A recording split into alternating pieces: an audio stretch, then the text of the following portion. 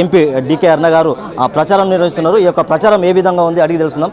Madam, ఈ యొక్క ప్రచారం ఏ విధంగా సాగుతుంది, ఇది టీచర్స్ ఏ విధంగా మద్దతు తెలుపుతున్నారు? ఉపాధ్యాయ ఎమ్మెల్సీ ఎన్నికల్లో ఇక్కడ పోటీ చేస్తున్నటువంటి అభ్యర్థి సర్వోత్తమ్ రెడ్డి గారు ఖమ్మం, నల్గొండ అండ్ వరంగల్ నుంచి. సో ఇంకా మిగతా ప్రాంతాల నుంచి ఇంకా 2 క్యాండిడేట్లు ఉన్నారు.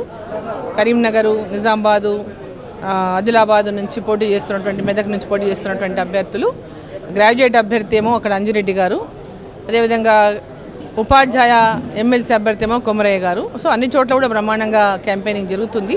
ఓటర్స్ని కలుసుకుంటున్నారు. ప్రతి ఒక్క గ్రాడ్యుయేట్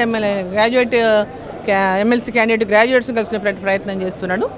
ఈ ఎన్నికల్లో ఈ 3 శాసన మండలి ఎన్నికలు జరుగుతున్నాయి కాబట్టి 3 ఎన్నికల్లో కూడా అందరూ కూడా ఉపాధ్యాయులు కానీ గ్రాడ్యుయేట్స్ కానీ భారతీయ జనతా పార్టీ అభ్యర్థుల్ని గెలిపించాలని చెప్పి నేను మీ ద్వారా వారిని కోరుతా ఉన్నా. ప్రతిపక్షం గొంతు శాసన మండలిలో ఉండాలి. కమిట్మెంట్ లేదు ఈ రాష్ట్ర ప్రభుత్వానికి, ఎడ్యుకేషన్ పైన కమిట్మెంట్ లేదు. గత ప్రభుత్వానికి కూడా కమిట్మెంట్ లేదు.